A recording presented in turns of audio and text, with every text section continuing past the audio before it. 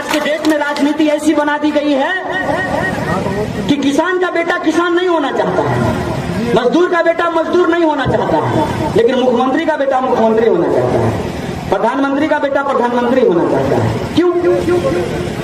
जो हमारा सेवक बन करके आता है हमारे पास चुनाव से पहले, हाथ जोड़ करके, छोड़ दीजिए एमएलए बनने की बात और एमपी बनने की बात, मुखिया बन जाने के बाद ही वो बुलेट से सीधे फॉर्च्यूनर पे पहुंच जाता है। आप तो नहीं पहुंच पा रहे हैं बुलेट से फॉर्च्यूनर पे।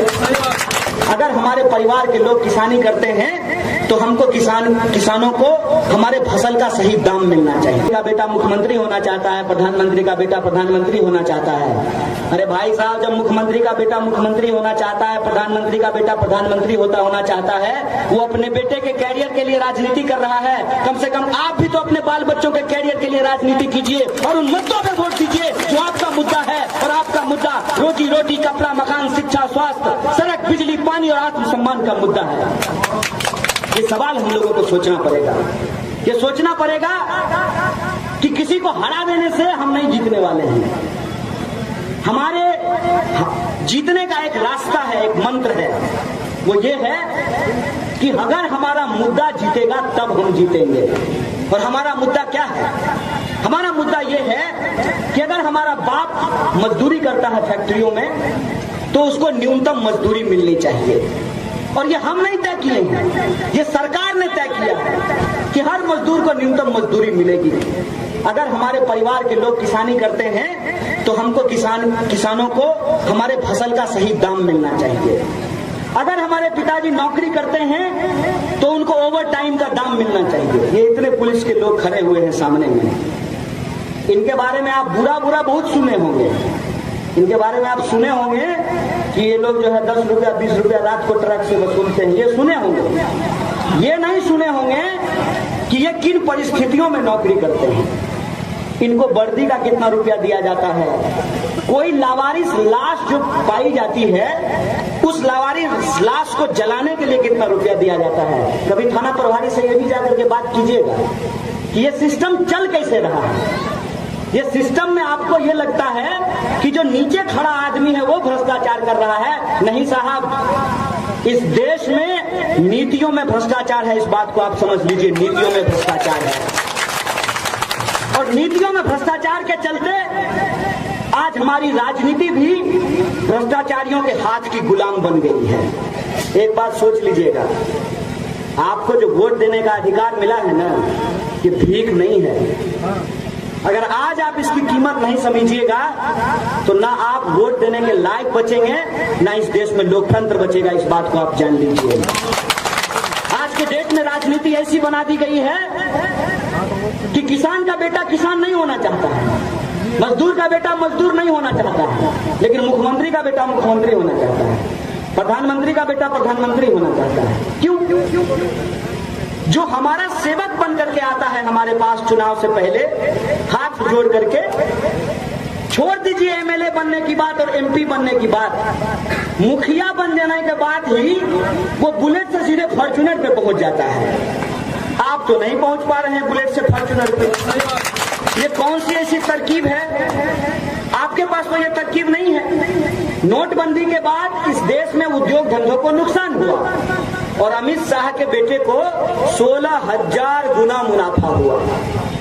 ये मंत्र देश को बता देते, देश की बाकी जनता भी अपना मुनाफा करा लेती है, क्योंकि आपका ही खून चूस करके उनका तिजोरी भरा जाता है जनाब। इसीलिए मंत्र जो है आपको नहीं सिखाया जा सकता है। घोड़ा घास से दोस्ती कर लेगा तो खाएगा क्या?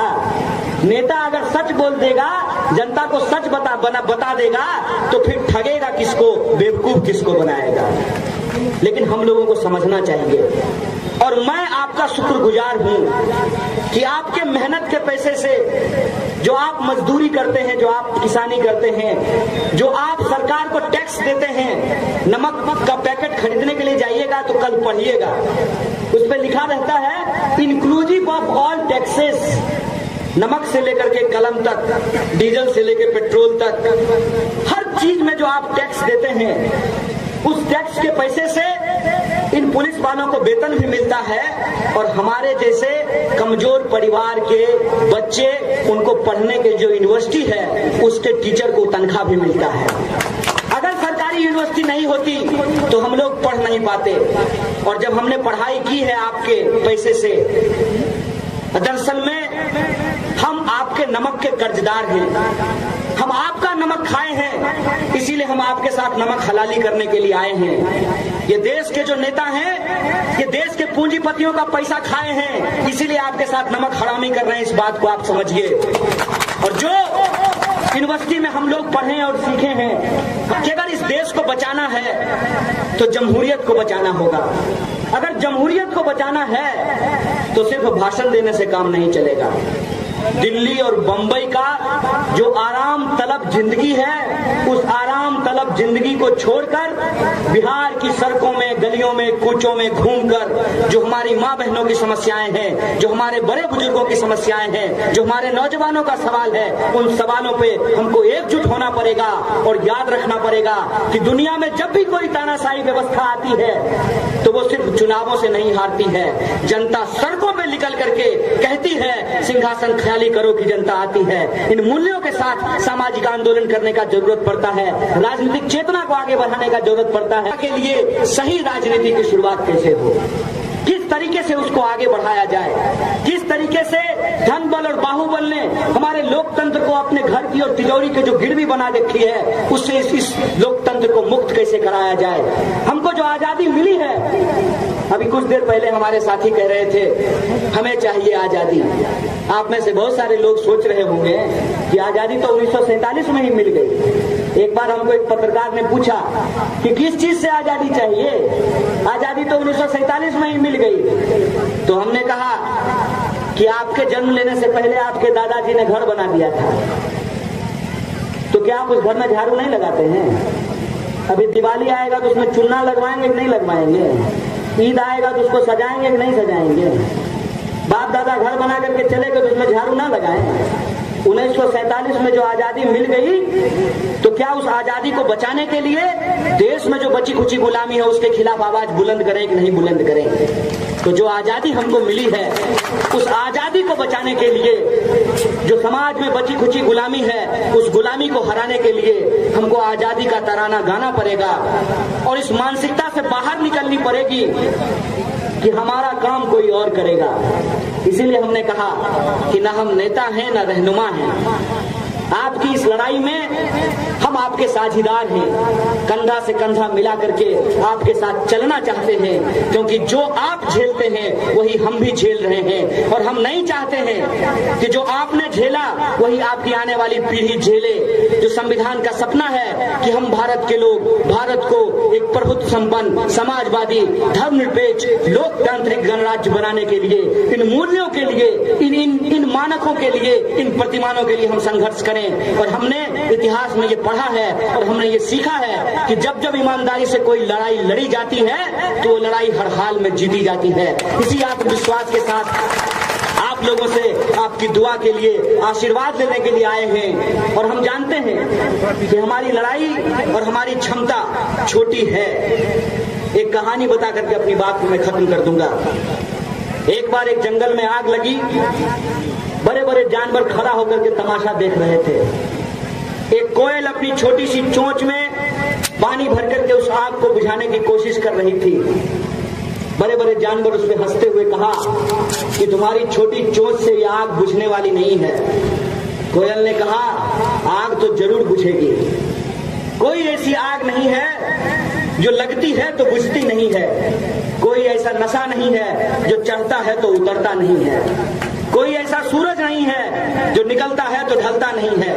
ये आग तो बुझेगी, लेकिन याद रखना तुम्हारा नाम आग लिखाने वालों में और हमारा नाम आग बुझाने वालों में लिखा जाएगा। आज समाज में जो नफरत की आग है, अपनी छोटी ताकत से हम इसको बुझाने की कोशिश कर रहे हैं। क्योंकि हमारे पास खोने के लिए कुछ नहीं है और जीतने के लिए आप तमाम आम आवाम का दिल है। हम आपकी दुआ चाहते हैं, आपका दिल से आशीर्वाद चाहते हैं। पूरे देश को एक संदेशा जाए कि हम पढ़े लिखे नौजवान के साथ खड़े होंगे, हम ऐसे नौजवान के साथ खड़े होंगे जो पैसे पे बिकेगा नहीं, जो ईडी और सीबीआई से डरेगा नहीं, जिसको जेल से डर नहीं लगता है, जिसको गोलियों से डर नहीं लगता है। वो साहस के साथ इस सत्ता के सामने आंख से आंख मिला करके खड़ा हो और न्याय के पक्ष में, बराबरी के पक्ष में, संवैधानिक मूल्यों के पक्ष में आप तमाम आम आवाम के लिए और इस बात के लिए कि किसान को किसानी का दाम, मजदूर को मजदूरी का दाम, सबको शिक्षा, सबको काम, हिंदू हो मुसलमान, सबको मिले बराबर का आत्मसम्मान, इन मुद्दों के साथ खड़े होइए। जब कोई व्यक्ति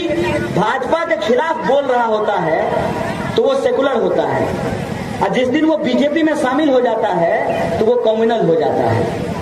नीतीश जी जब बीजेपी के साथ थे तब वो कम्युनल थे, और नीतीश जी जब बीजेपी को छोड़ करके आरजेडी और कांग्रेस के साथ आ गए तब वो सेकुलर बन गए।